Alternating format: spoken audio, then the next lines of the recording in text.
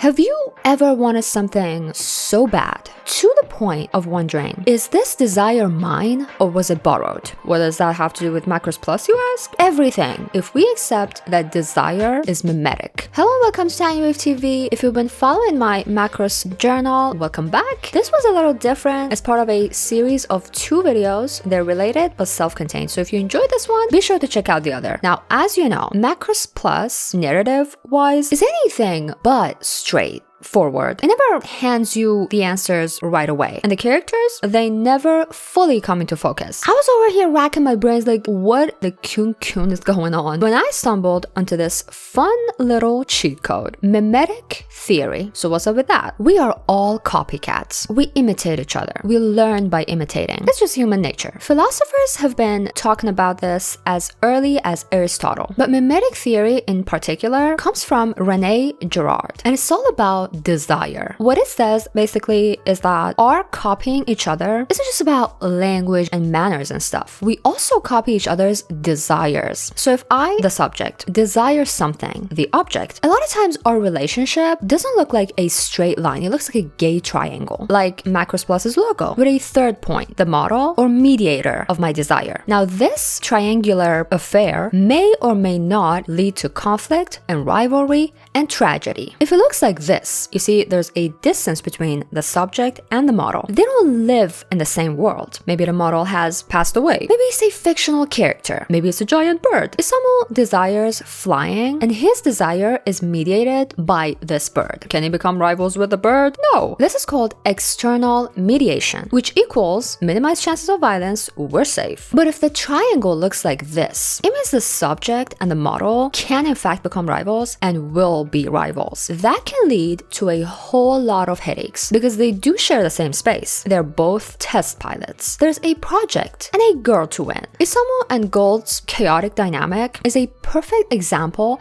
of internal mediation. There's not much distance between the subject and the model, which leads to conflict and violence. Basically, the plot of Macross Plus. The question we've all had from the start, one that the narrative raises by showing their strife early on, is what happened between these two? By the end, we've been shown that there's more to it than simply another love triangle. There's certainly more to it than that one moment that broke them apart. If we think about their dynamic in terms of mimetic desire, let's rewind to their childhood. Back when this now super bitter rivalry first started taking shape, you know, the whole subject, object, and model setup. The anime doesn't spill much on that era, but there are little clues that let us piece the puzzle together. I've already mentioned where I think Isamu's desire to fly comes from. He loves those big birds. The way his grown ass just leaves Myung behind to chase after the bird, and that childhood story about the big bird's feather he found, or eggs, movie versus OVA things, is totally copying the bird. But what about Gold? Towards the end, when they were having that final quarrel, Isamu tells Gold, "You've always been following me," something like that. I don't have a hard time believing that. I think at some point when they were kids, Gold mimicked his friend's desire, and that was the starting point. Obviously, both of them are pilots, both fly. If anything,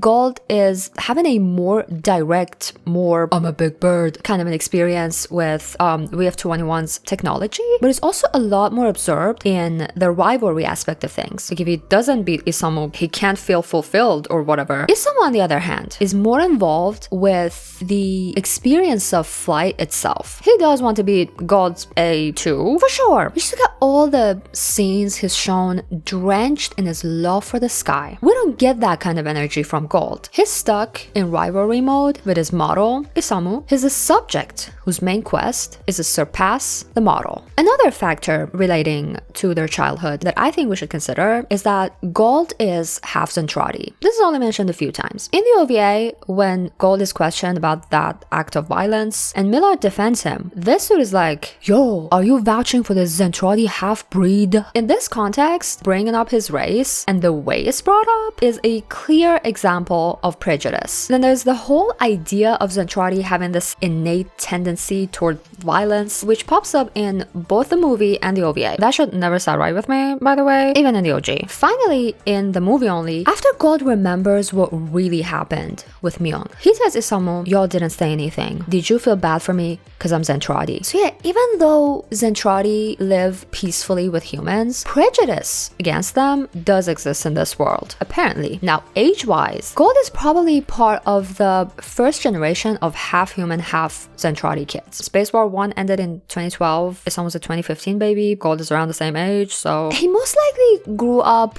around human kids, being the one that was slightly different. Wanting to be unique and stand out is for later in life. Children don't want to be different. It makes sense that he would want, as a kid, to be like the other kids. Someone like Isamu maybe. Also in their childhood, a girl comes into the picture. Or she was there the whole time, who knows. What we do know is that at some point when they were little, the boys swore to protect Myung, or at least Isamu did, and Gold followed suit. In the OVA flashback, Isamu was the first to say it. Fast forward to now, and we've got two objects of desire, Myung and the project. Plus, the whole dynamic has gone completely off the rails. As we near the end of the story, it becomes clear that the objects of desire don't even matter. The project doesn't matter. Myung doesn't matter. This is what Girard calls metaphysical desire, i.e. next level internal mediation. What it means is that when rivalry heats up, the object of desire loses its value. The rivals might not even notice. On the surface, they're chasing the prize, but their dynamic has already shifted. What they're really after? Bragging rights, prestige, recognition. Basically, who gets to look cooler than the other? By the time we reach the climax of the story, both rivalries over Myung and over the project have already fallen apart. Myung seems to have picked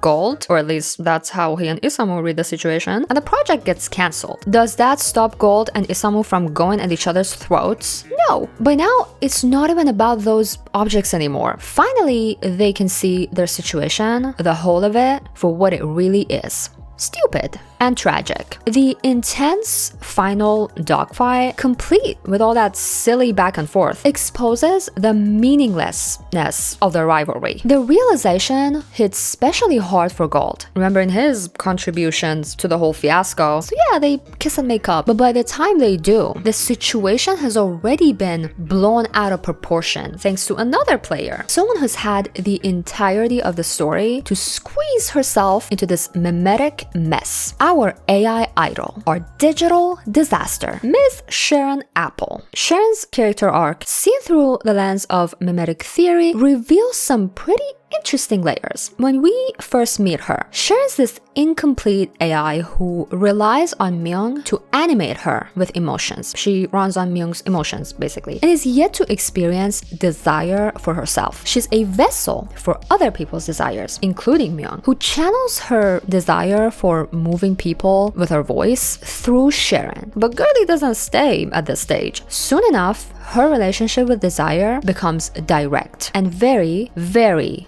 mimetic. This is where she starts moving from incomplete to complete, since in Girard's view, the self is this unstable, ever-changing structure brought into existence by desire. So we already had this precarious triangle of the gaze and Myung with its fair share of drama and trauma and violence. Then Sharon comes crashing in with another triangle. As a result, the whole thing turns into a chaotic crisscross going beyond 3 people and an AI to involve society at large. It becomes something of a mimetic crisis. When things reach this level of intense violence, when mimetic desire escalates and threatens order in a community, Girard says a certain mechanism kicks in. People single out one member to lay all the blame on. Everyone gangs up on this one common enemy, and once she's taken care of, the conflicts resolve and order returns. This person is called the scapegoat because she isn't the true cause of the crisis. On the surface, one might see Sharon as the villain, the reason everything went haywire. But really, she's just getting pulled around, manipulated by human desire. Sharon desires Isamu, a desire she's borrowed from Myung. And the way she goes about fulfilling it is by trying to make his wish come true. That reminds me of the time Gold imagines crushing Isamu's jet. He probably doesn't really want to do it, but we have Move 21 goes out of his control, turning his thoughts into reality. The way I see it, the role that Macross Plus gives AI is fulfilling human desire. So if things go sideways, who's really to blame?